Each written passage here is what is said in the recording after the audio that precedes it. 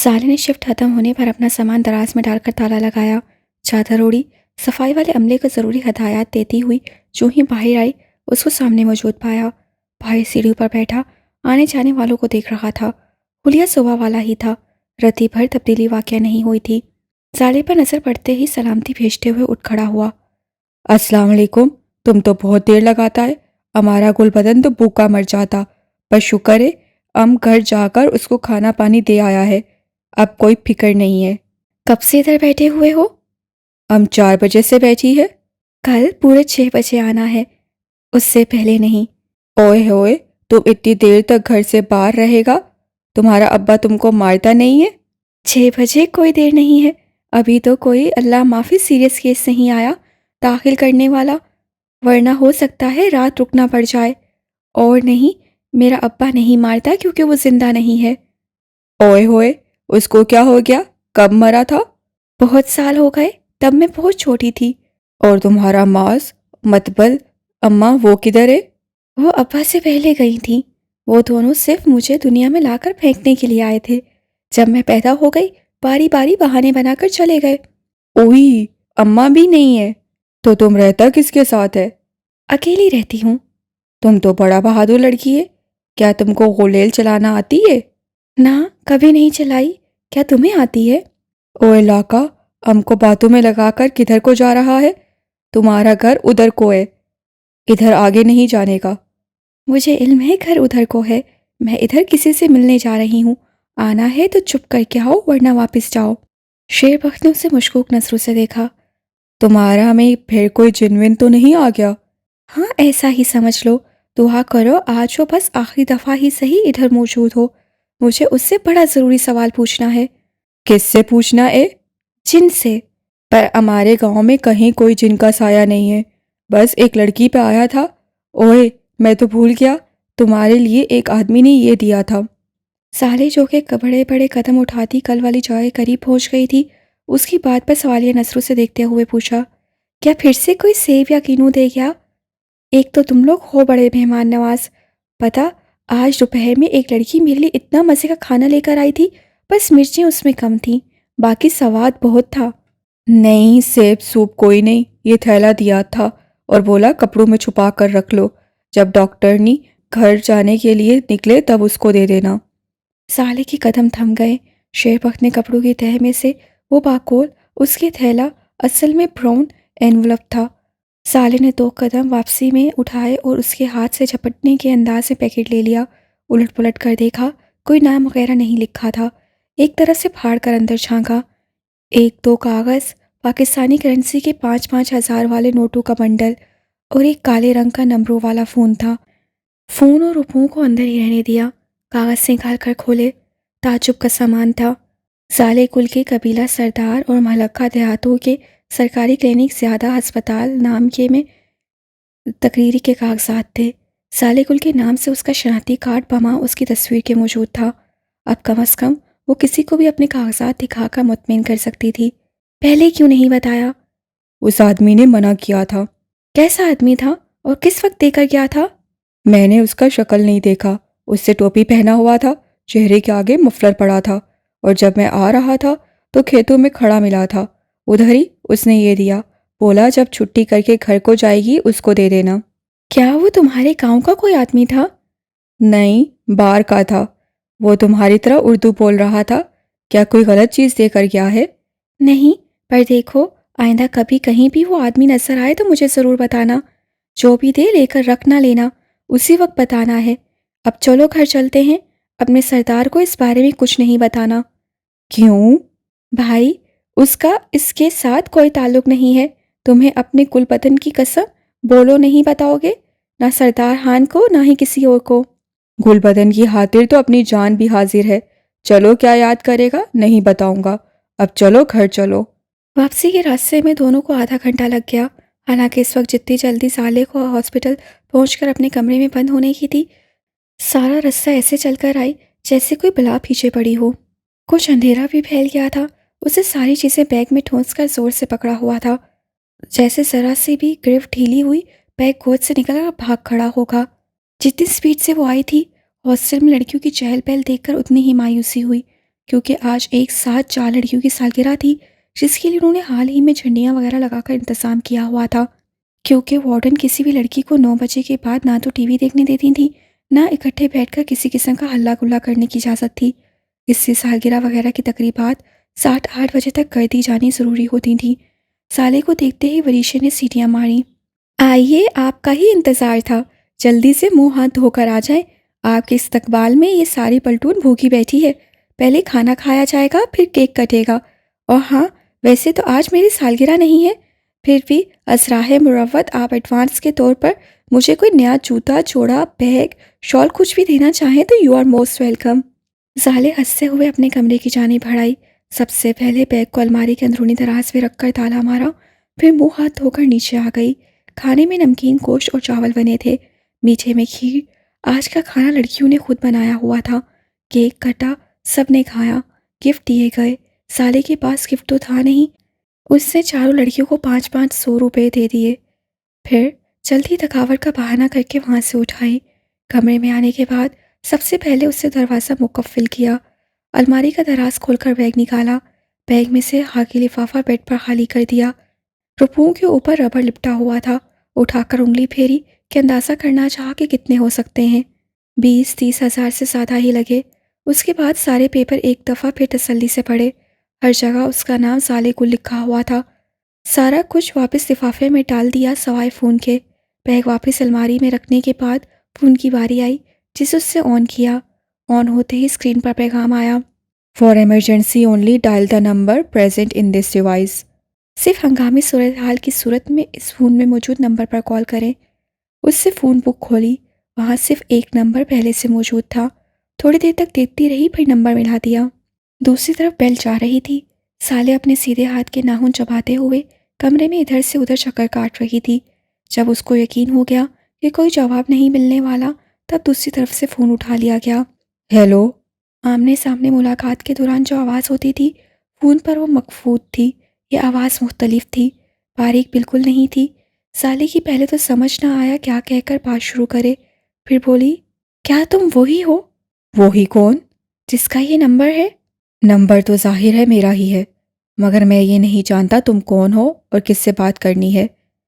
آج مجھے ایک لفافہ ملا ہے جس میں یہ فون نکلا ہے، میں سالے بول رہی ہوں، مجھے اس آدمی سے بات کرنی ہے جو مجھے لاہور سے لے کر آیا تھا۔ ظالے کل۔ سالے کا جی چاہا فون سامنے دیوار پر دے مارے۔ ہاں سالے۔ اس شخص کا کیا نام ہے جس کے ساتھ تم لاہور سے آئی تھیں؟ مجھے اس کا نام پتہ ہوتا تو یقین کرو اس وقت تمہارے ساتھ سر نہ کھپا رہی ہوتی۔ پھر مجھے کیسے علم ہوگا کہ کس سے بات کرنا چاہتی ہو؟ سالے نا امید ہونا شروع ہو رہی تھی، ہو سکتا ہے یہ کوئی مذاق ہو۔ میں اٹھا کر نمبر ملا دیا، مزید پوچھنے لگی، یہ کہاں کا نمبر ہے؟ دوسری جانب سے بڑے شاہانہ انداز میں بتایا گیا، پاکستان کا۔ وہ تو میں بھی جانتی ہوں، پر پاکستان میں کس جگہ کا؟ تم کون بول رہے ہو؟ اول تو یہ ایک موبائل فون کا نمبر ہے، لینڈ لائن کا نہیں ہے، اسی جگہ کا تعین کرنا مشکل ہے۔ جہاں میں جاتا ہوں وہیں میرا ساتھ فون جاتا ہے۔ میرا نام خوشی محمد ہے۔ سالے رونے والی ہو گئی، اتنا بوڑھوں والا نام ہے؟ دیکھو لڑکی، تم جو کوئی بھی ہو، ایک 45 سالہ آدمی کو بوڑھا کہہ کر جھوٹ نہ بولو، نیلی ہو جاؤ گی۔ پھر سے امید کی کرن جاگی، اگر تم 45 سال کے ہو تب تو تم کوئی اور ہو، وہ نہیں ہو جس کے لیے میں نے فون کیا تھا۔ دیکھو تمہارے قریب کوئی چھوٹے چھوٹے کنڈلے پھالوں والا لمبا سا کلین شیو والا کوئی آدمی ہے جس کا رنگ بہت زیادہ کالا ہو اور سامنے کے 2 دانت باہر کو نکلے ہوں، وہ اپنی دائیں کلائی پر کیسیو کی سلور ڈائل کے اور ڈارک براؤن چمڑے والی گھڑی پہنتا ہو۔ اوہ، کیا تم کالیا کی بات کر رہی ہو؟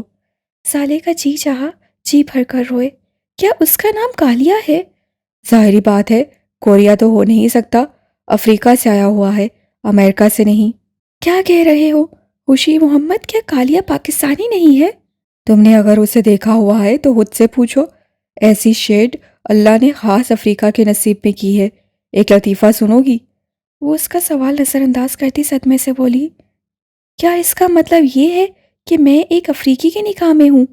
بھائی، آواز سے تو معقول لڑکی لگ رہی ہو، نکاح کرنے کو یہی ملا تھا، اس میں انسانوں والی ایک بھی صفت نہیں ہے۔ خوشی محمد صاحب، کیا آپ مجھے کالیا کے بارے میں کچھ معلومات دے سکتے ہیں؟ 1 منٹ ظالے، تم ایک دم تم سے آپ پر کیسے آ گئی ہو؟ پہلے میں جانتی جو نہیں تھی، اب جب آپ نے بتایا، آپ عمر میں مجھ سے بڑے ہیں، تم کہہ کر مخاطب کرنا اچھا نہیں لگا۔ پلیز مجھے کالیا کے گھر کا پتہ بتا دے، وہ کہاں سے ہے، کیا کرتا ہے؟ گھر تو اس نے ابھی تک بنایا ہی نہیں ہے۔ خوشی محمد کی آواز درمیان میں رہ گئی، گاڑی کا دروازہ کھلنے کی آواز آئی، پھر پیچھے سے کوئی بولا۔ آواز پہچانتے ہی لائن کی دوسری طرف وہ ساکت ہو گئی۔ میں گاڑی کے ساتھ ٹریکنگ ڈیوائس لگا کر آیا ہوں، مانیٹر آن کر کے اس پر نظر رکھیں، جو ہی جی پی ایس کے سگنل ملے مجھے گائیڈ کر دے، میں گاڑی میں انتظار کر رہا ہوں۔ وہ رکا، ان کا غور سے جائزہ لیا، چہرے پر بچے کے رنگے ہاتھ پکڑے جانے والے تاثرات تھے۔ میرا فون آپ کے کان سے کیوں لگا ہوا ہے؟ میری دوست کی کال آئی ہے، وہ سن رہا ہوں۔ دوسرے پل اس سے ان کے ہاتھ سے فون کھینچ کر بند کر دیا، اپنی سیٹ پر سنجیدہ چہرہ لیے بیٹھا، ونڈو اسکرین سے سامنے دیکھنے لگا۔ فون بڑی سی ہتھیلی کے اندر چھپ گیا تھا۔ کافی دیر خاموش بیٹھ کر اپنے اندر اٹھتے ابال کو کنٹرول کرنے کے بعد بولا تو آواز سیمی تھی۔ پلیز مجھے بتائیں، آپ نے سالے کو میرا نمبر نہیں دیا ہے؟ وہ شرمندہ بالکل نہیں تھے، بس ڈرامے کرتے ہوئے ادھر ادھر دیکھنے لگے۔ میں نے آپ سے ہی ہر چیز سیکھی ہے، کیسے اپنے کام کے ساتھ مخلص رہنا ہے، کیسے دوسرے لوگوں کو انہی کی بہتری کے لیے خود سے دور رکھنا ہے۔ مجھے یقین نہیں آ رہا کہ آپ نے بذات خود آج اتنا بڑا اصول توڑ دیا۔ آپ بھول رہے ہیں تو یاد دلا دوں کہ آپ اس کو کتنے بڑے خطرے میں دھکیل رہے ہیں۔ سر، اس کے لیے بہتری یہی ہے کہ وہ ہم سے دور رہے۔ اتنی بات کہہ کر گاڑی سے اتر گیا، لمبے لمبے قدم اٹھا تھا، دوسری گلی میں کھڑی اپنی سواری کی جانب جا رہا تھا جب فون کی وائبریشن ہوئی۔ اس نے آنکھیں گھماتے ہوئے کال اٹھائی اور تحکم سے بولا، میں تمہیں 2 گھنٹے بعد کال کروں گا، واپس فون مت کرنا۔ فون بند کر کے اپنی جیب میں ڈالا۔ ارد گرد زندگی پورے جوش سے رواں دواں تھی، گاڑیوں، رکشوں، موٹر سائیکلوں کے ہارن، لوگوں کی آوازیں، آتے جاتے لوگ، کھانے پینے کی دکانوں کے باہر رش۔ وہ ایک مصروف چوراہے کا سین تھا جس میں ایک 60 سالہ آدمی اپنی لمبی کالی اور سفید داڑھی، کھلے تریسوں والے کرتے کے ساتھ ٹخنوں سے اوپر اٹھی شلوار اور پیروں میں پشاوری چپل پہنے، سر پر سفید ٹوپی، کندھے پر سفید ململ کا کپڑا ڈالے، ڈرائی فروٹ والے اسٹال سے 2 کلو مونگ پھلی کے ساتھ ½ کلو پستہ خرید کر اندر گلی میں کھڑی اپنے کالے رنگ کی 4 ویلر جیپ لاریڈو میں بیٹھ کر وہاں سے روانہ ہو گیا۔ اس جگہ پر کھڑے ہونے کا اب چونکہ کوئی فائدہ نہیں تھا، جس کام کے لیے رکا تھا وہ کر لیا گیا تھا، اس لیے پہلے اس سے گاڑی یوں ہی گلیوں میں ادھر ادھر گھمائی، صرف یہ دیکھنے کے لیے کہ آیا کوئی شک میں آ کر پیچھا تو نہیں کر رہا۔ جب اکیلے پن کا احساس ہوا تو گاڑی ایک پارکنگ لاٹ میں روک دی۔ اب اس کو سگنل ملنے پر ایکشن لینا تھا۔ گاڑی کا انجن بند کر کے اس سے اپنے ہولسٹر میں پڑے ویلسن 1911 کو ہاتھ لگا کر اس کی موجودگی کی تصدیق کی۔ دماغ کو دوسری جانب سے ملنے والے سگنل کا انتظار تو تھا ہی، مگر ایک کونے میں سالے بھی بیٹھی ہوئی تھی، اپنی پوری خوبصورتی اور دلکشی سمیت، جو کہ بڑے بڑوں کو پانی بھرنے پر مجبور کر دیتی۔ آخر شیرین بھی تو ایک لڑکی ہی تھی جس کے پیچھے پاگل ہونے والے فرحات نے پہاڑ کھود کر دودھ کی نہر نکال دی تھی۔ حالانکہ سائنس کبھی نہیں مانے گی، پر نہ مانے، سائنس کی کس کو پرواہ ہے۔ اندرونی جیپ میں رکھا فون خاموش ہونے کے باوجود توجہ کھینچ رہا تھا۔ وہ اس وقت یہ چاہتا تھا سارے دماغ سے نکل جائے، اپنا فون ضائع کرتے، مزید منصوبہ بناتا، مگر دوسری جانب سے ٹیکسٹ میسج آ گیا۔ ٹارگٹ آن موو۔ اس سے 11 انچ کے ٹیب پر ٹائپنگ شروع کی۔ Direction of the movement. ساتھ دوسری جانب سے 4 لائنوں کا میسج آیا جس میں مختلف سڑکوں کے نام درج تھے جہاں سے وہ گاڑی گزر رہی تھی جس کا پیچھا کیا جا رہا تھا۔ اس سے ٹیب گود میں ڈالا اور انجن کی چابی گھمائی۔ گاڑی میں زندگی کی لہر دوڑتے ہی اس سے گاڑی پارکنگ لاٹ سے نکال لی، نارمل سی سپیڈ کے ساتھ مطلوبہ سمیت کی جانب بڑھنے لگا، کیونکہ اس کو ٹارگٹ کا آخری مقام چاہیے تھا۔ 10 منٹ بعد ٹیب کی اسکرین روشن ہوئی۔ Target stopped. آگے راولپنڈی کے ایک پوش علاقے میں موجود بنگلے کا ایڈریس تھا۔ وہ اس جگہ کو جانتا تھا۔ گاڑی کا گیئر بدل کر سپیڈ بڑھا دی، بنگلے کے قریب پہنچ کر پہلے ایک سارا راؤنڈ چکر لگایا، پھر گاڑی کچھ بلاک ہٹ کر روک دی۔ 2 منٹ بعد جب وہ گاڑی سے نکلا، کالے لباس میں رات کا حصہ معلوم ہو رہا تھا۔ آدھے گھنٹے کے اندر اپنے کام کا پہلا حصہ مکمل کر کے واپس گاڑی میں آ گیا۔ اپنے ٹیب کی اسکرین کا سیکیورٹی لاک کھول کر جلدی سے اسے کنیکٹ کیا۔ اب اس کے پاس 3 مختلف کیمروں سے ملنے والی ویڈیوز براہ راست نظر آ رہی تھیں۔ پہلے کیمرے سے گیراج میں کھڑی 3 گاڑیاں، گارڈ اور آتے جاتے نوکر نظر آ رہے تھے۔ اس کا مین فوکس लाल रंग की होंडा सिटी था। दूसरा कैमरा बंगले के अब का सारा मंजर था, जहाँ 4 सिक्योरिटी के आदमी बमा असला ऑन ड्यूटी थे। अगले हिस्से की जानिब 3 असला बरादर मौजूद थे। तीसरे कैमरे में घर के अंदर का मंजर दूर से देखा जा सकता था। उसने उस कैमरे को मज़ीद जूम इन किया। अब सिटिंग रूम वाली पार्टी का मंजर थोड़ा वाज़ह दिखाई दे रहा था। उसकी अपनी गाड़ी के शीशे काले थे। अब उसको एक दफ़ा फिर यहाँ बैठकर इंतज़ार करना था। तीसरा कैमरा उसके मतलूबा बंदे पर फोकस था। अपनी सीट को पीछे की जानिब गिराया, रिलैक्स होकर बैठ गया। जेब से फ़ोन बरामद करके नंबर मिलाया। दूसरी जानिब साले, जो कि तब से फ़ोन हाथ में लिए बैठी थी, बेल पर हड़बड़ा उठी। छूटते साथ बोली, मुझे उम्मीद नहीं थी तुम वापस फ़ोन करोगे। फिर भी तुम इंतज़ार में बैठी थी। बिल्कुल भी नहीं, मैं तो सो रही थी। बड़ी बात है, नींद में होने के बावजूद दूसरी बेल पर कॉल उठा ली। जागते में तो कॉलर के फ़ोन करने से पहले ही उठा लेती होगी। चोरी पकड़ी जाने पर साले ने उल्टा हमला कर दिया। कालिया, मैं तुमसे एक बात पूछूंगी, इनकार मत करना, सच बताना। ये ना पूछ लेना कालिया, तुम मुझसे कितनी मोहब्बत करते हो। ऐसी बेहुदा बातें सोचने या करने का मेरे पास कोई वक्त नहीं है। मुझे ऐसी लड़कियां ही पसंद हैं जिनका ज़िंदगी में कोई कॉल हो। फिर तो तुम मुझसे शदीद नफरत रखोगे, क्योंकि मेरी ज़िंदगी का कोई मकसद नहीं है। वाह, क्या उम्दा शख्सियत है। प्यार मोहब्बत को फजूलियात समझती हो और ज़िंदगी का कोई मकसद भी नहीं। मुझे लग रहा है शायद मुस्तकबिल में तुम मुझे मुतासिर कर ही लोगी, मगर फ़िलहाल मुश्किल है। तुम शायद कुछ पूछना चाह रही थी। मैं सिर्फ तुम्हें उतना सच बताने का पाबंद हूँ जिसका ताल्लुक तुम्हारी ज़ात से होगा। बाकी का सच जानने का तुम तजस्सुस ना ही पालो तो बेहतर होगा। क्या तुमने मेरे मंगेतर को कत्ल किया है? उसकी नज़रें कमरे के वसवे नाश्ते आदमी पर जमी हुई थी। दांत एक दूसरे पर सख्ती से जमे हुए थे। अगर वो तुम्हारा मंगेतर था तो तुम उसको छोड़कर फरार क्यों हुई थी? कालिया, ये मेरे सवाल का जवाब नहीं है। सच अगर तुम ना भी बताओ, पर इतना तो मैं समझ चुकी हूँ, तुम एक अच्छे आदमी नहीं हो। राहिल को तुमने ही मारा है। अभी खुशी मोहम्मद को जो तुमने बताया, जीपीएस वगैरह, मेरा शक यकीन में बदल गया है। एक आम सा इलेक्ट्रिशियन अपनी बीवी से यूं मुंह छुपाकर क्यों मिलेगा? कहीं भी छोड़कर गायब क्यों हो जाएगा? प्लीज़ बता दो कि तुम क्या करते हो। अगर बर्दाश्त कर सकती हो तो सुन लो। मैं बंदे मारता हूँ, ऐन दोनों आंखों के दरमियान गोली मारता हूँ। राहिल को भी मैंने ही मारा है। मेरा बड़ा पुराना दुश्मन था है। देखो साले, तुम्हारी पहली ज़िंदगी के लम्हे लम्हे से मैं वाकिफ़ हूँ। तुमने किस स्कूल से मैट्रिक किया, किस कॉलेज से एफएससी की, किस मेडिकल कॉलेज से डॉक्टरी की, तुम्हारी कितनी लड़कियों से दोस्ती थी। उनमें से एक एसएसपी की बेटी थी, एक के पाँव में पोलियो था। तुम्हें किस दिन कौन सा ड्राइवर छोड़ने जाता था। तुम्हारी चची ने सारी ज़िंदगी तुम्हें तुम्हारी माँ के हवाले से टॉर्चर करने का कोई मौका नहीं जाने दिया है। तुम राहिल से किस कदर नफ़रत करती थी, अलिफ से ये तक गिन गिन कर हद बात बता सकता हूँ। इससे नहीं कि मैंने कोई हालिया रिसर्च की है, इससे ज़ाले कि मैं तुम्हारी सारी ज़िंदगी को अपनी आंखों से देखता आया हूँ। तुम्हारे बारे में कोई बात मेरे से छुपी हुई नहीं है। तुम्हारे बारे में बहुत सी ऐसी बातों से वाकिफ़ हूँ जो तुम खुद भी नहीं जानती हो। जैसे कि तुम्हारे बाएं कंधे पर ऐन जोड़ के ऊपर काले रंग का बड़ा सा तिल है। तुम्हें अल्लाह का शुक्र अदा करना चाहिए। मेरे कोयटा तुम्हें लेने आने से पहले तुम उस लड़की के साथ वहाँ से चली गई थी, क्योंकि मेरा प्रोग्राम तुम्हें लाहौर वापस छोड़कर आने का था। अगर ऐसा हो जाता तो तुमने भी इस वक्त राहील के पास मौजूद होना था। समझ रही हो मैं क्या कह रहा हूँ? वो लोग कल भी तुमसे भागते थे, आज तो तुम पर उनका इकलौता बेटा मारने का इल्ज़ाम आ रहा है। जो थोड़ा बहुत लिहाज उस घर में तुम्हारे साथ होता था वो तुम्हारे बाप की छोड़ी हुई दौलत की वजह से था, मगर आज वो लोग सबसे कीमती सरमाया खोकर जख्मी बैठे हैं। वो चैप्टर हमेशा के लिए बंद हो चुका है। जितनी जल्दी मान जाओगी उतनी जल्दी अपनी ज़िंदगी को लाइन पर ला सकोगी। तुम्हारे पास जॉब है, अच्छी कहानी बनाकर वहाँ जगह पाने में कामयाब हुई हो।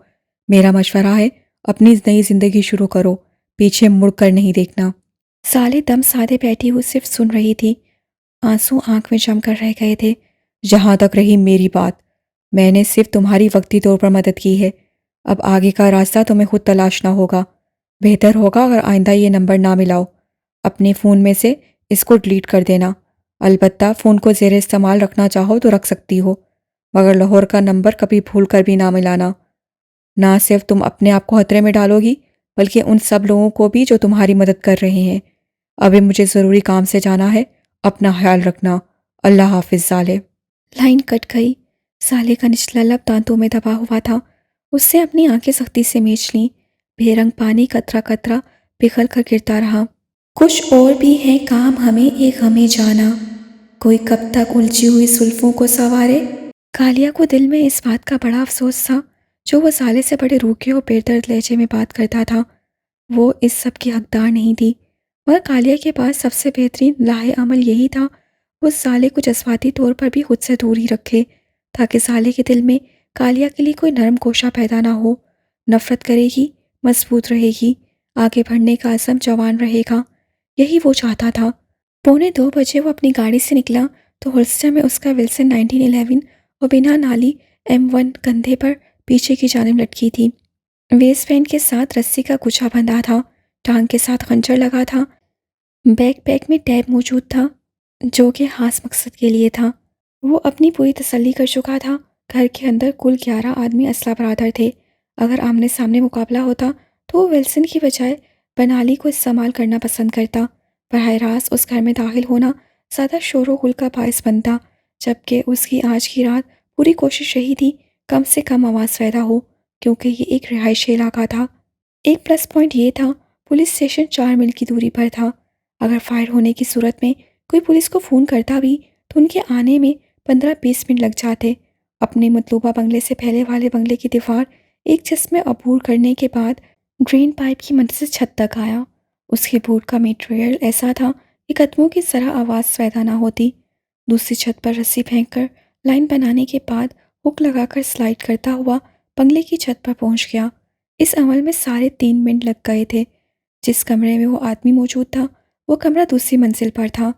मंडेर के साथ मजबूती से रस्सी बांधकर उसके जरिए सर नीचे और पाँव ऊपर की जानिब करके उल्टा नीचे खिड़की की जानिब लटक कर जब खिड़की के करीब आया तो वो थोड़ी सी खुली मिली। थोड़ी सी और खोलने के बाद उससे अपनी टांगों की गिरफ्त रस्सी पर ढीली की और घूम कर खिड़की के अंदर कूद गया। पैरों के नीचे कालीन होने की वजह से आवाज़ पैदा ना हो सकी। उसने सबसे पहले खिड़की बंद करके पर्दे बराबर किए, फिर बेड पर लेटे दोनों अफराद में से एक का चेहरा गौर से देखने के बाद जेब में से टेप निकालकर उस आदमी के मुंह पे लगाई, फिर दोनों हाथ कमर के पीछे बांधकर उन पर टेप लपेटी। उसी तरह पाँव भी बांधने के बाद उसको हेडबोर्ड के साथ सीधा करके बिठा दिया, जिसको एहतजाज करने का एक सेकंड भी ना मिला था। अब आंखें फाड़ कर सामने नजर आने वाले निकाबपोश को देख रहा था। मुंह से घुटी घुटी आवाज़ें निकल रही थीं। इस दौरान साथ सोई बरहाना औरत उठकर शोर मचाने के फुल प्रोग्राम में थी। जब उससे विल्सन निकालकर उस पर तानने के बाद अपने होंठों पर उंगली रख के खामोश रहने की ताकीद की। अपने कपड़े पहनो और चुपचाप उधर इस आदमी के साथ बेड पर बैठ जाओ। अगर शोर करके किसी को मतवजा करने की कोशिश करोगी, इस सूरत में अपनी जान से जाओगी। वो लड़की कांपती हुई टांगों से जल्दी जल्दी अपने कपड़े पहनने के बाद बेड पर बैठ गई। उससे बैकपैक में से टैब निकालकर एक वीडियो कॉल मिलाई और कुर्सी खींचकर बेड के सामने थोड़ा हटकर बैठने से पहले कमरे की मेन लाइट पर जला दी। बैग में से एक लोहे की छड़ी निकालकर खोली जो एक स्टैंड की शक्ल इख्तियार कर गई। उस पर टैब इस तरह से लगाई कि उसका मुंह बेड की जानिब था। कॉल उठाई गई तो वो दूसरी जानिब मौजूद औरत से मुखातिब हुआ जो कालिया को नहीं देख सकती थी, बल्कि बेड का मंजर साफ नजर आ रहा था जिससे उसके हवास पर बिजली गिराने का काम किया था। मिसेस मुख्तियार अहमद, मैं आपको रात के इस वक्त तकलीफ़ देने के लिए इंतहाई माज़रत हुआ हूँ, मगर ये सब करना ज़रूरी था ताकि आप इस आदमी के असल रूप से वाकिफ़ हो सकें। अब क्या आप मुझे बता सकती हैं आप इस शख्स को पहचानती हैं या नहीं? ये MPA मुख्तार अहमद है, मेरा शोहर। मगर ये तो काम के सिलसिले में दुबई क्या हुआ था। इसके साथ ये लड़की कौन है और ये सब कुछ क्या है, कौन बोल रहा है? आपका शौहर दुबई में नहीं है, इस वक्त रावलपिंडी में मौजूद है। इसके साथ इसकी रखेल बैठी है। प्लीज़ इस औरत पर गुस्सा ना हो, ये तो कठपुतली है। मैं आपकी तवज्जो असल फ़नकार की जानिब दिलवाना चाहता हूँ। ये औरत जो उसके साथ मौजूद है, ये ज़ोर ज़बरदस्ती नहीं बल्कि अपनी मर्ज़ी से यहाँ मौजूद है। इसके जैसी मज़ीद 3 और इस वक्त इसी घर में आपके शौहर के दोस्तों को साथ दे रही हैं। उनका भी पेट है, अपने अंदाज में कमा रही हैं। असल चीज़ जो है वो अभी आपके सामने आएगी। अगर बात आपकी बर्दाश्त से बाहर हो जाए तो आप ये कॉल बंद कर सकती हैं। फिर वो मुख्तार अहमद से मुखातिब हुआ। मुख्तार अहमद, अगर तुम्हें याद हो, तुम्हारा एक ड्राइवर था, सिकंदर अली, 25-26 साला नौजवान, تم اس کی شادی پر بھی گئے تھے، کچھ یاد آ رہا ہے یا نہیں؟ اس کی شادی کے پورے 1 ماہ بعد اس کی بیوی غائب ہو گئی تھی۔ سکندر علی مدد کے لیے سیدھا تمہارے پاس آیا تھا۔ تم نے اس کو وعدے وعید سنا کر رخصت کر دیا، چونکہ تم نے 1 سے زیادہ مرتبہ سکندر کے گھر کا چکر لگایا تھا۔ بہانے بہانے سے اس کی بیوی کا تذکرہ چھیڑتے تھے۔ اس سب کی بنا پر سکندر علی کا شک تم پر گیا تھا، اور اس کی تصدیق اس وقت ہو گئی جب اس سے تمہارے خلاف پرچہ کٹوانا چاہا تو کسی نے بھی پرچہ نہیں کاٹا۔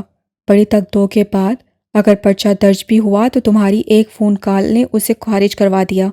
وہ بچہ پچھلے 2 ماہ سے در کی خاک چھان کر انصاف ڈھونڈ رہا ہے، اور جس نے انصاف دینے کے نام پر ووٹ لیے تھے، جو اسی سکندر علی کے دیے گئے ٹیکس سے تنہا لے کر پلتا رہا ہے، اسی محافظ نے جن کی حفاظت کرنے کا خلق اٹھایا تھا، انہی کی بوٹیاں کر کے کھا گیا۔ بتاؤ، کیا تم نے سکندر کی دونوں ٹانگوں پر گولیاں مروا کر اسے مرنے کے لیے نہیں چھوڑا؟ تمہیں اس باغ کی رکھوالی کے لیے مقرر کیا گیا، پر تم نے پھولوں کو کھلنے سے پہلے ہی نوچ نوچ کر پھینکنا شروع کر دیا۔ بے غیرت انسان، تیری اپنی بھی تو جوان بیٹیاں ہیں، کس منہ سے ان کے سامنے جاتا ہے؟ میں تم سے پہلی اور آخری مرتبہ پوچھوں گا، سوچ سمجھ کر جواب دینا۔ اگر جواب میری مرضی کا نہ ہوا تو نتائج کے ذمہ دار تم خود ہوگے۔ مجھے بتاؤ، سکندر علی کی بیوی اس وقت کہاں ہے؟ آگے بڑھ کر اس سے مختار احمد کے منہ پر لگی ٹیپ پورے زور سے کھینچ اتار دی۔ ٹیپ کے ساتھ مختار احمد کی مونچھوں کے کئی بال چپک کر اتر آئے تھے، مگر منہ کھولتے ہی اس نے گالیوں اور دھمکیوں کی بھرمار کر دی۔ تو جو کوئی بھی ہے، آج ادھر سے زندہ واپس نہیں جائے گا۔ ایسی موت مرے گا کہ موت پناہ مانگے گی حرام زادہ۔ بات اس کے منہ میں ہی رہ گئی۔ کالیا کے سیدھے ہاتھ کا مکہ اس کے منہ پر سامنے کی جانب اتنی زور کا لگا تھا کہ سامنے کے 2 دانت اڑ کر دور گرے تھے اور ناک سے لہو کی پھوار پھوٹ نکلی۔ 35-36 سالہ مختار احمد گھرا کر پیچھے کو گرا تو سر بورڈ سے لٹکرایا۔ مسز مختار، اب میں یہ کال بند کر رہا ہوں۔ امید کرتا ہوں کہ آپ اس قوم کی عظیم بیٹی ہونے کا ثبوت دیتے ہوئے اس شخص کی موت پر ایک آنسو تک نہیں بہائیں گی۔ باقی کی رپورٹ کل کے اخبار اور ٹی وی چینلز پر دیکھ لیجیے گا۔ اللہ حافظ۔ اس سے ٹیپ واپس بیگ میں ڈالی اور مختار احمد کی طرف آیا جو ایک طرف کو لڑک کر کرا رہا تھا۔ سالے، یہ میرا ملک ہے، میرا غریب روٹی کے لیے مر رہا ہے، اور تمہارے ساتھ 3 سیکیورٹی کی گاڑیاں ہوتی ہیں، 10 بندے تمہارے آگے پیچھے اسلحہ لے کر پھرتے ہیں۔ آج ان سب کی موجودگی میں تجھے ماروں گا۔ تیرے پالے ہوئے کتوں میں سے کوئی ایک بھی تجھے بچانے والا نہیں ہے، اس لیے اب کے جواب میں سچ بولنا۔ سکندر علی کی بیوی کہاں ہے؟ نشت خانے میں۔ ایک مکے نے ہی اس کا کام کر دیا تھا۔ کالے نے اس کو کھینچ کر بیڈ سے اتار کر کھڑا کیا، صوفے پر پڑا تولیا اس کی جانب اچھالا۔ اس کے ساتھ اپنا منہ صاف کرو اور دروازہ کھول کر مجھے تہخانے تک لے چلو۔ میرے آدمی تمہیں۔ ایک دفعہ پھر اس کی بات منہ میں رہ گئی۔ کالے نے اس کے کندھے کے درمیان ایسی ضرب ماری تھی، کڑک کی آواز کے ساتھ ہی مختار احمد تڑپنے لگا، زمین پر گرا۔ کالیا نے پھر سے اٹھا کر کھڑا کر دیا، آگے بڑھا کر دروازہ کھولا، ایک نظر کمرے میں موجود لڑکی پر ڈالی اور بولا، اگلے آدھے گھنٹے کے اندر یہاں سے نکل جاؤ، پولیس کی ریڈ ہونی ہے۔ مختار احمد تہخانے کے رستے میں کراتا ہی گیا تھا، پر نہ تو کسی کمرے کا دروازہ کھولا، نہ ہی کوئی گارڈ ادھر کو آیا۔ یا تو وہ لوگ سو گئے ہوئے تھے یا پھر باہر ہی فوکس تھا۔ تہخانے کا لاک باہر سے کھول کر اندر قدم رکھتے ہی کالیا کی ریڑھ کی ہڈی میں سرد لہر دوڑ گئی۔ کمرے کے درمیان پنکھے سے دوپٹہ باندھ کر ابن مریم نے نہ جانے کب اپنی سزا ختم کر لی تھی یا زندگی۔ ویلسن کو پیٹھ پیچھے پینٹ میں اڑسا کر آگے بڑھا، ٹانگوں سے تھام کر لڑکی کو نیچے کیا، چاقو نکال کر اوپر سے دوپٹہ کاٹ دیا، زمین پر ڈال کر نبض ٹولی تو احساس ہوا نہ جانے کب کی رک چکی تھی۔ ایک درد کی لہر پورے تن بدن میں پھیلی تھی۔ اس کے پاس وقت نہیں تھا، جلدی سے بیڈ میٹرس کی چادر کھینچ کر اس میں لاش لپیٹ کر کندھے پر ڈالی اور مختار احمد کی کنپٹی پر پستل تان کر باہر کو نکل آیا۔ جو ہی سیٹنگ روم میں پاؤں رکھا، آگے سے 3 لوگ ملے۔ اس سے پہلے کہ وہ کوئی کارروائی کرتے، کالیا نے 2 کی ٹانگوں پر فائر کیا اور اونچی آواز میں دھاڑا، خبردار، اگر گولی چلانے کا سوچا بھی تو اس آدمی کی کھوپڑی اڑا دوں گا۔ مختار نے خود ہی کسی کو بھی گولی چلانے سے منع کر دیا۔ مختار ہی کی کار میں پچھلی سیٹ پر خاموش لڑکی کو ڈالا، آگے مختار کو دھکا دے کر پھینکا، جس کی چیخیں اس کی ساری نوکروں کی فوج نے سنی۔ دوسری دونوں گاڑیوں کے ٹائر فائر کر کے ناکارہ بنانے کے بعد ڈرائیونگ سیٹ سنبھالی۔ اگلے 2 منٹ کے اندر گاڑی ہوا سے باتیں کرتی ہوئی جا رہی تھی۔ ایک ہاتھ سے اسٹیئرنگ کو قابو رکھ کر دوسرے ہاتھ سے کال ملائی۔ دوسری جانب سے جواب آتے ہی بولا، میری گاڑی وہاں سے غائب کروائیں اور اگلے 5 منٹ میں طے شدہ مقام پر پہنچ جاؤں گا۔ سکندر علی کو وہاں لے آئیں۔ 5 منٹ بعد گاڑی ایک ویرانے میں رکی۔ وہ باہر نکلا، تبھی 2-3 آدمی اندھیرے سے نکل کر سامنے آئے۔ ایک نے پچھلی سیٹ پر موجود لاش کو نکالا اور واپس اندھیرے میں غائب ہو گیا۔ کالے نے مختار احمد کی جانب کا دروازہ کھولا، جہاں وہ شلوار اور بنیان میں بے حال سا بیٹھا کرا رہا تھا۔ اس سے اپنی گردن اوپر نہیں اٹھائی جا رہی تھی، مگر موت کو بالکل سامنے دیکھ کر وہ منمنانے لگا۔ مجھے مارو مت۔ کالے بیساکھی والے نوجوان سے مخاطب ہوا۔ میں بڑا شرمندہ ہوں، مجھے دیر ہو گئی، تمہاری بیوی کو بچا نہیں سکا ہوں سکندر، پر تمہارے مجرم کو تمہارے سامنے لے آیا ہوں۔ اس کے ساتھ جو چاہے سلوک کرو، تمہارے پاس 2 منٹ کا وقت ہے، اس کے بعد یہاں پر رکنا خطرناک ہے۔ ساتھ ہی اس سے اپنا پسٹل سکندر کے ہاتھ پر رکھا۔ سر، باعظمت عورت کے سر سے دوپٹہ اتارا جانا ہی اس کی موت سے کم اذیت کا عمل نہیں ہوتا۔ 2 ماہ میں نہ جانے کتنی بار مری ہوگی، اب تو وہ سکون کی نیند سو گئی ہے۔ میرے ہاتھ اس ہتھیار کا وزن اٹھانے سے انکاری ہیں سر، پر میں چاہتا ہوں آپ اس کو زندہ نہ چھوڑیں۔ سکندر نے پسٹل واپس کالے کی جانب بڑھا دیا۔ اس سے فقط ایک پل کو سکندر کی آنکھوں میں تیرتے غم کو دیکھا تھا۔ فضا میں ایک گولی کی آواز گونجی، اس کے بعد خاموشی کو پولیس کے سائرن نے توڑا۔ گزرنے والی رات سالے کے لیے آگاہی کی رات ثابت ہوئی تھی۔ اس سے وہ سب کچھ اس آدمی کی زبان سے سنا تھا جس کے بارے میں تصور میں بھی نہ سوچا تھا۔ وہ اس قدر دور ہو کر بھی اتنا قریب کیسے تھا؟ اس کے خیال میں تھا کالیا کوئی چھوٹا موٹا کرمنل ہوگا، مگر اب ادراک ہوا وہ چھوٹا موٹا وارداتیہ نہیں بلکہ کوئی بہت بڑی بلا تھا۔ ابھی تک حیرت سے اس کا دماغ نم تھا۔ بے اختیار یادداشت کے پردے پر ایک کے بعد ایک فلم چلتی جا رہی تھی۔ کالے کی کہی ہر بات کی تصدیق کرنے والے وہ واقعات تھے جو سالیہ کی چھوٹی عمر سے لے کر جوانی تک اس کے گرد نما ہوتے آئے تھے۔ ہر سال سالگرہ والے دن ڈاک کے ذریعے ہمیشہ بڑا قیمتی سا گفٹ موصول ہوتا۔ وہ ڈاک کبھی بھی گھر کے پتے پر نہیں آئی تھی، ہمیشہ اسکول اور کالج میں براہ راست آتی۔ پہلے پہل اس سے سمجھا شاید اس کی کزن وغیرہ سرپرائز دینے کو ایسا کرتی ہیں، مگر جب گھر میں ذکر کرنے پر ہر دفعہ تائی ایک طوفان کھڑا کر دیتی، اس سے گھر پر بتانا چھوڑ دیا۔ باہر ہی ریپر کھول کر گفٹ اپنے بیگ میں چھپا کر گھر جانے پر بوا کو چھپانے کے لیے دے دیتی۔ ان چیزوں کو نکال کر دیکھنے کا موقع اس وقت ہی ملتا جب تائی یا تو گھر پر نہ ہوتی یا سب سو رہے ہوتے، ورنہ 100 طرح کے سوال ہوتے۔ یہ سب کہاں سے آیا؟ تائی کا سارا شک اپنے شوہر پر جاتا۔ یقیناً وہ بیوی سے چھپ کر بھتیجی کو جولری، پین، گیمز وغیرہ لے کر دیتا ہوگا۔ وقت اسی طرح گزرتا گیا، پر آج سے پہلے یہ راز ہی تھا کہ وہ کون ہوگا جو یہ سب کچھ بھیجتا ہوگا۔ کالیا کی باتوں نے اتنا یقین دے دیا وہ ہی ہوگا، مگر کیوں؟ وہ اس کا کیا لگتا ہے؟ کیا اس نکاح سے پہلے بھی دونوں کے درمیان کوئی تعلق تھا جس سے وہ لا علم تھی؟ ہوتا ہے نا کئی فلموں میں، بچپن کا منگیتر یا نکاح، مگر ایسا کیسے ہو سکتا ہے وہ اس کے بارے میں اتنا کچھ جانتا ہو پر سامنے نہ آئے؟ کیوں؟ سوچ سوچ کر اس کے دماغ کا رائتا بن رہا تھا۔ وہ سارے پل بھی ازصبر تھے جب دل کو سوفیجے یقین ہوتا کوئی نظر اس کو دیکھ رہی ہے۔ وہ اپنے چاروں اور نظر دوڑا کر بار بار دیکھا کرتی، پر کوئی ایسا فرد نظر نہ آتا جو ٹکٹکی باندھے اس کو دیکھتا پایا جاتا ہو، پر یہ احساس زیادہ بھی نہ تھا۔ وقت کے ساتھ اس سے یہ بات تسلیم کی تھی، ضرور اس کے ساتھ کوئی سائیکولوجیکل مسئلہ ہے۔ یہ سب اس کے اپنے دماغ کی ایجاد ہے، ورنہ کون ایسا فارغ انسان ہوگا جو اس کو گفٹ بھیجے، دور سے دیکھے پر سامنے نہ آئے۔ آخری بار جب اس کو پارسل موصول ہوا تھا، وہ سرکاری ہسپتال کی عمارت سے نکل کر اپنی گاڑی کی جانب جا رہی تھی، جہاں ڈرائیور اس کے انتظار میں تھا۔ پارسل اسی انداز میں اس تک آیا تھا جیسے کل شیر بخت کے ذریعے دیا گیا تھا۔ اس کو خود پر ندامت ہوئی، یہ بات میرے اپنے دماغ میں کیوں نہ آئی؟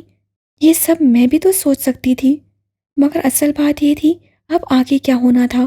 کیا اس کو کالیا کی کہی بات پر عمل کر کے چپ چاپ یہاں پر نئی زندگی شروع کرنی چاہیے، یا اس کو سنے بغیر واپس اپنے گھر چلے جانا چاہیے؟ اس کو کسی پرخلوص دوست کی ضرورت محسوس ہوئی تو بے اختیار دھیان زینب کی جانب چلا گیا۔ اسی وقت وہ برق رفتاری سے بیڈ سے نکل کھڑی ہوئی۔ آف کورس اس کو ساری نئی پیدا ہونے والی صورتحال سینی کو بتا کر اس کی مشاورت کے ساتھ اگلا مرحلہ سوچنا چاہیے۔ آخر وہی ایک پرخلوص ساتھی ہے جس سے بغیر کسی لالچ اور غرض کے اس کی اتنی مدد کی تھی، کوئی کسر نہیں رہنے دی تھی۔ اتنا تو کوئی اس کا سگا بہن بھائی ہوتا تو وہ بھی شاید ہی کرتا۔ نماز پڑھ کر باہر نکلی تو ہر طرف دھند کا راج تھا۔ اسے چھڑچھڑی لے کر روح واپس کمرے میں موڑ لیا۔ وریشا کے دیے ہیٹر نے کمرے کو جنت بنایا ہوا تھا، مگر اس کا ارادہ دادی سے مل کر آنے کا تھا تاکہ زینب سے رابطے کا کوئی راستہ نکال سکتی۔ اس نے ہیٹر بند کیا، بوٹوں کے ساتھ جیکٹ مفلر وغیرہ پہن کر کمرے سے نکل آئی۔ ہاسٹل کی دنیا میں اتنی ٹھنڈ ہونے کے باوجود ہلچل مچی ہوئی تھی۔ باتھ رومز کے سامنے متاثرین کی لمبی لائن تھی۔ آج چونکہ وہ کل کے مقابلے میں پہلے اٹھ گئی تھی، اس لیے یہ سب ہوتا ہوا دیکھ رہی تھی۔ کل تو جب وہ اٹھی تھی سارا ہاسٹل خالی پڑا ہوا تھا۔ ہاسٹل کی عمارت 2 منزلہ تھی، نیچے کل 10 کمرے تھے۔ اس کے علاوہ ڈنر ہال، کچن، وارڈن کا کمرہ اور آفس موجود تھے، جبکہ دوسری منزل پر کل 20 کمرے تھے۔ ایک لائن میں 10-10 کمرے آمنے سامنے موجود تھے۔ کمروں کی لمبائی اور چوڑائی اتنی زیادہ تھی، ایک کمرے میں 3 سے 4 لڑکیاں آرام سے رہ رہی تھیں، جس کی وجہ سے لڑکیوں کے آپس میں پنگے بھی ہوتے تھے۔ مگر صنم جان سے سب لڑکیاں پرنسپل سے بھی زیادہ ڈرتی تھیں، کیونکہ لڑنے والی لڑکی کو پورا ہفتہ کچن میں کام کرنے والے عملے کا کام میں ہاتھ بٹانا پڑتا تھا۔ مجال ہے پھر جو صنم جان کے ہوتے ہوئے کوئی سزا سے بھاگ سکے۔ اسی وجہ سے لڑکیوں نے اسے دوسا کی داروغہ کا نام دیا ہوا تھا۔ آپس میں ایک دوسرے کو دھمکیاں دے رہی ہوتی، آرام سے فلاں کام کر لو، داروغہ جی کو بتا دوں گی۔ سالے کو جو کمرہ ملا تھا وہ ان کمروں میں سے ایک تھا، جو اگر کبھی خاتون ٹیچر آتی تو ان کے زیر استعمال ہوتا۔ اپنا ڈیش، بات، الماری وغیرہ سب موجود تھا۔ وہ لڑکیوں پر مسکراتی نظر ڈال کر ان کے سلام کا جواب دیتی، جیکٹ کی جیبوں میں ہاتھ ڈال کر سیڑھیوں کی جانب بڑھ رہی تھی جب وریشے، روشانے اور ان کے گروپ کی آوازوں پر مڑی۔ کیا ہے بھائی، کیوں شور کر رہی ہو؟ ڈاکٹر آپ ہی، نیچے آپ کا مریض موجود ہوا ہے۔ میرا مریض؟ کیا مطلب ہوا؟ وریشے نے اس کو اپنی طرف آنے کا اشارہ دیا۔ آ کر اپنی گناہگار آنکھوں سے دیکھ لیں، اتنی صبح تو کوئی اپنے معشوق کے لیے بستر نہ چھوڑے، پر وہ کل بھی آپ کے اٹھنے سے بھی پہلے آ کر بیٹھ گیا تھا۔ وریشے کی بچی، نہ جانے کیا کیا بول رہی ہو۔ آگے آ کر منڈیر سے گردن نکال کر گیٹ کی جانب دیکھا۔ چوکیدار کے ساتھ بیٹھ کر آنکھ سینکنے والی ہستی پر نظر پڑی تو احساس ہوا وہ تو بالکل اس کے ذہن سے نکل چکا تھا۔ ارے شیر وقت اتنی صبح کیوں آ گیا؟ وہ خود سے بولی تو لڑکیاں ہنسنے لگیں۔ آپ بھی اس سے بچ کر رہنا، ایم اے پاگل سا ہے۔ آپ سے پہلے سر نے اس کو میڈم سرتاشے کا باڈی گارڈ بنایا تھا، دوسرے ہی ہفتے میڈم کو یہ اتنا لمبا لو لیٹر موصول ہوا۔ میں نہیں مانتی ایسا ہوا ہوگا، ہو سکتا ہے کسی اور کی شرارت ہو۔ یہ تو بیچارہ اتنا بے سر سا ہے۔ اور میڈم سرتاشے کون ہے نہیں آپ ہی، وہ تھیں ادھر ٹیچنگ کے لیے آئی تھیں، پھر شادی کے بعد انہوں نے یہ جاب چھوڑ دی۔ چلو یہ تو اچھی بات ہے، سرتاشے تو غیر شادی شدہ تھی، اگر اس کو لو لیٹر لکھ بھی دیا تو کیا ہے، مجھے نہیں لکھے گا، وہ جانتا ہے میں شادی شدہ ہوں۔ پر آپ ہی، آپ شادی شدہ لگتی نہیں ہیں۔ سب سے چھوٹے قد والی گلنار نے اپنا چشمہ اوپر کو کرتے رائے دی، پھر ساتھ ہی پوچھا، آپ کے پاس آپ کی شادی کی تصویریں تو ہوں گی، ہمیں دکھائے نا، کیا آپ کے ہسبینڈ بھی آپ کے جیسے کیوٹ ہیں؟ انجانے میں لڑکیوں نے بڑی غلط جگہ ہاتھ ڈالا تھا۔ دل میں کئی انوکھے درد جاگے جن کی تکلیف سے وہ آج سے پہلے واقف نہیں تھی۔ اپنے دل و دماغ کو حال میں رکھنے کی سرتور کوشش کرتے ہوئے مسکرا کر رہ گئی۔ نہیں بھائی، اس کی کوئی تصویر میرے پاس نہیں ہے۔ آپی جی، آپ کو تصویروں کی ضرورت بھی کہاں پیش آتی ہوگی، آپ کے تو وہ دل میں رہتے ہوں گے۔ وہ کیا شاعر کہتا ہے، دل میں وسا رکھی ہے تصویریں یار، جب بھی نگاہ جھکی دیدار ہو گیا۔ وریشے کی بات پر سالے نے اس کو آنکھیں دکھائیں۔ تم لوگ تو بڑی تیز ہو، چلو اپنی تیاری کرو، میں ایک کام سے جا رہی ہوں، شام کو ملاقات ہوتی ہے، اللہ حافظ۔ محفل منٹوں میں برحاس ہو گئی۔ لڑکیوں کا فوکس پھر سے باتھ رومز کی جانب ہو گیا۔ ایک ہنگامہ ہی برپا ہو گیا۔ سالے ان کو لڑتا دیکھ کر ہنستی ہوئی سیڑھیاں اتر آئی۔ گراؤنڈ سے گھر تک دھند نے ساری حد نگاہ بند کی ہوئی تھی۔ وہ اللہ کا نام لے کر نکل آئی۔ آج کچن سے جانے کی بجائے گھر کے سطح دروازے سے اندر آئی۔ سارا گھر بند تھا۔ اس سے پہلا قدم اندر رکھتے ہی سردی میں خاطر خواہ کمی محسوس ہوئی۔ بوٹ میٹ کے اوپر اچھی طرح صاف کرنے کے بعد دادی کے کمرے کی طرف آئی۔ ملازمت سے دادی کے ان کے کمرے میں موجودگی کو یقینی بنانے کے بعد اسے دروازہ ہلکا سا وا کر کے دستک دی۔ دادی رضائی کو اچھے سے اپنے گرد لپیٹے بیڈ پر پڑی تھی، دیکھے بغیر اجازت دی تھی۔ आ जाओ भाई। वो आगे बढ़ आई। अस्सलाम वालेकुम दादो। पुरजोश अंदाज से बुलंद आवाज़ होकर सलामती देते हुए वो बाहर शोर पैदा करके उसमें खुद अपने अंदर से उठने वाली आवाज़ों का गला घूंटना चाहती थी। दादी के चेहरे पर उसकी आवाज़ सुनते ही मुस्कुराहट फैल गई। बड़ी जल्दी दादी की याद आ गई। बेवफा लड़की। हॉस्टल हॉस्टल क्या शिफ्ट हुई हो, वापस शक्ल ही नहीं दिखाई। बाजू फैलाया। साले उसमें समाई तो उन्होंने उसको अपने साथ भींच कर छोड़ दिया। जनाब, मैं कल सुबह आई थी मगर आप खुद ही घर पर मौजूद नहीं थी।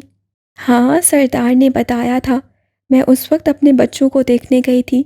तुम बैठो ना, खड़ी क्यों हो? अभी नाश्ता तो नहीं किया होगा। फिर खुद ही इंटरकॉम उठाकर साले की जाने बढ़ाया। ये लो, मुलाजमा को बता दो नाश्ते में क्या लेना पसंद करोगी। बना देती है। मैं खुद ही बना देती, मगर आज हड्डियां बड़ी दर्द कर रही हैं। सरदार भी रात का कोयटा गया हुआ है, नहीं तो वो बाम लगाकर मालिश कर देता है तो चलती फिरती रहती हूँ।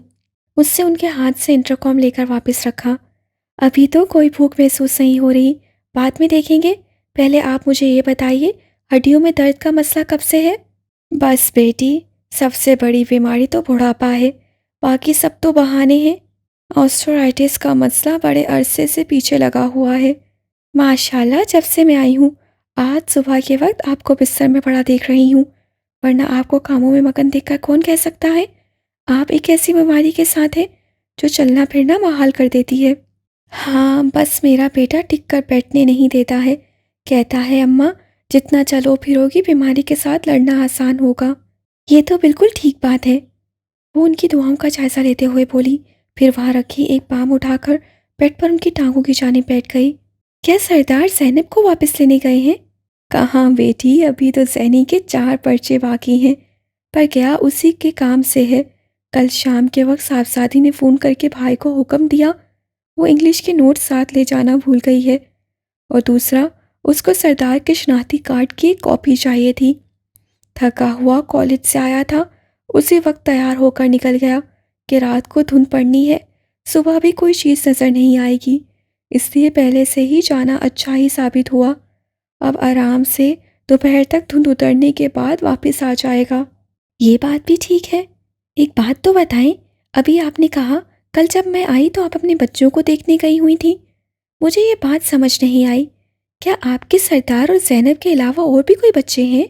दादी, जो बड़े गौर से उसका सवाल सुन रही थी, हंस पड़ी। हाँ भाई, ये तो अब बड़े हो गए हैं, आज़ाद भी हैं। अपने काम धंधे और पढ़ाई की वजह से कई कई दिन घर से दूर भी रहते हैं, तो इनकी गैर मौजूदगी में अपने आप को मसरूफ़ रखने के लिए मैंने नए बच्चे पाले हुए हैं। अभी जब धूप निकलती है तो तुम्हें उनसे मिलवाती हूँ। अब तो मुझे तजस्सुस हो गया है, इतने दिनों से तो इधर कोई बच्चे नज़र नहीं आए। क्या गाँव में रहते हैं? दादी ने हंसते हुए नफ़ी में सर हिलाया। ऐसा करो ना, नाश्ता मंगवाओ, जो भी खाने का मूड है। दुल्हाने को बता दो, बना देगी। मेरे लिए उसको बोलो बस दूध के गिलास के साथ गाजर का मुरब्बा ले आए। जब तक हम नाश्ता करेंगे धूप भी निकल आएगी, फिर बच्चों से मिलने चलेंगे। खुद तो उसको अभी इतनी भूख नहीं महसूस हो रही थी, मगर दादी के लिए उठ गई। मैं अभी दुल्हाने को बता कर आती हूँ। वो कमरे से बाहर आई, लंबी सी राहदारी से होते घर के पिछले हिस्से में मौजूद पोशी खाने तक आई। इतनी सुबह होने के बावजूद घर की सारी सफाई की जा चुकी थी।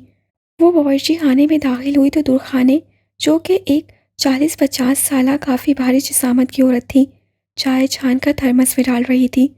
सुबह बखैर आपा दुल्हाने। उसकी आवाज़ पर दुल्हाने ने पलटकर एक नज़र उस पर डाली और खुशी से जवाब दिया। साले एक कुर्सी पर टिकते हुए बोली, इस बुर्जी खाने की किस्मत बड़ी अच्छी है, जब भी आओ अलग चेहरा देखने को मिलता है। आज नाश्ते में क्या मिलेगा? बीबी जी, जो आप कहो मैं हाजिर कर दूंगी। अभी बाहर ड्राइवर और चौकीदार को चाय बनाकर भेज रही हूँ। एक दिन में 20 मरतबा चाय मांगते हैं। कभी आप इनका मुआयना करके देख लेना, इनके जिस्म में खून की जगह चाय दौड़ता है। साले को उसकी बात पर हंसी आई। सर्दी से बचने के लिए चाय पीते हैं, बेचारों की नौकरी भी तो ऐसी है ना, सारा दिन रात बाहर सर्दी में रहते हैं। कहाँ बीबी, सरदार खान ने उनकी ज़िंदगी इतनी आसान तो बना दी हुई है। एक कमरे में 4-5 टेलीविज़न लगे हैं, उनके सामने बैठकर स्क्रीन को घूरते रहते हैं। ड्राइवर तो है ही बड़ा बदीद। कल मैंने जाना था, रात हो गया। मैंने बोला گاڑی میں بیٹھ کر تھوڑا آگے کر آؤ۔ بولا گاڑی میں پیٹرول نہیں ہے، چل کر گھر جاؤ تاکہ وزن بھی کم ہو۔ سردار خان ادھر ہوتا نا تو یہ چپ چاپ میری بات مانتا، بس سردار سے ہی یہ سب ڈرتا ہے۔ یہ تو بری بات ہے، اس کو ایسا نہیں کرنا چاہیے تھا، تم سردار کو شکایت لگانا۔ درخانے نے پرجوش سر ہلایا۔ چائے باہر بھجوانے کے بعد پوچھا، بی بی اب بتائے پراٹھا بنا دو یا سادہ روٹی یا کچھ اور لوگی؟ کیا گھر میں انڈے، ادرک، ٹماٹر اور ہری مرچ ہے؟ ہاں نا بی بی، سب موجود ہے۔ پھر ایسا کرو 4-5 مرچیں اور باقی سب ڈال کر ایک آملیٹ بنا دو، ساتھ میں پراٹھا، اور دادوں کے لیے دودھ کے ساتھ۔ بی بی وہ ہر روز ناشتے میں دودھ کے ساتھ مربع ہی لیتی ہیں۔ بس مجھے 10 منٹ دے، ناشتہ کمرے میں پہنچ جائے گا۔ شکریہ درخانے۔ بی بی یو آر ویلکم۔ سالے جو باہر نکل رہی تھی حیرت سے مڑی۔ ارے واہ درخانے، تمہیں تو انگریزی آتی ہے۔ درخانے شرماتے ہوئے بولی، بی بی زینی بی بی مجھے انگریزی کے چند لفظ سکھائے ہیں، جیسے جب آپ جوئی شکریہ بولے تو کہنا ہے یو آر ویلکم، جب کوئی کہے کھانا بہت اچھا بنا ہے تب کہنا ہے تھینک یو، اور جب کوئی بولے درخانے تم بہت خوبصورت ہو تب اس کو کہنا ہے یو شٹ اپ، جب کوئی یہ بات کہے درخانے آئی لو یو، اس کو کہنا ہے گو ٹو ہیل۔